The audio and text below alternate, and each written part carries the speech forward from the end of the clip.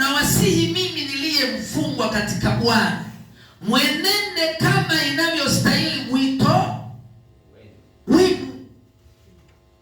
Hapo tayari kuna umoja. Mungu akubariki sana. Kama inavyostahili wito wenu. Naomba niendelee tena. Kama inavyostahili wito wenu. Ina maana kuna ushirika, kuna umoja, kuna amani, kuna baraka. Sema amen.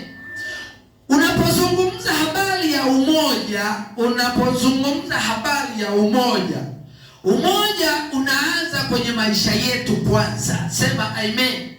Maisha yetu kwanza lazima yawe na umoja. Lazima nikukubali, lazima unikubali, ili tuwe wamoja, ili tuwe kitu kimoja. Sema amen. Tutakapokubaliana, tutakapokuwa kitu kimoja, ndipo tunakuja kuunganishwa. Ndipo tunakuja kuunganishwa kwa Mungu kwa kitu kimoja. Sema amen. Ndipo anapozungumza anasema, kwa hiyo nawasihi mimi niliye mfungwa katika Bwana, mwenende kama inavyostahili wito wenu. Kama inavyostahili wito wenu. Upi? Mlioitiwa. Mstari wa 2. Kwa unyenyekevu wote na upole, kwa uvumilivu, mkichukuliana katika upendo, na kujitahidi kuhifadhi umoja wa roho katika kifungo cha amani. Sema amen.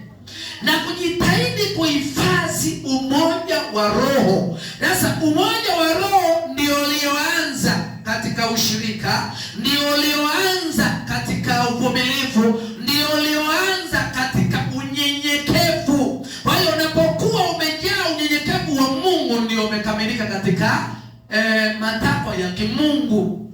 Na ndio maana mambo ya Mungu hayapo kama mto unaomiliki vyura wengi. Ukikuta mto ambao unamiliki vyura wengi, unaweza kushindwa maji ni ya nani. Mungu akubariki sana. Kwa sababu kila chura anaimba, anasema maji ni ya kwangu, yangu yangu yangu yangu. Uje kadogo na kenyewe kanaimba yangu yangu yangu yangu.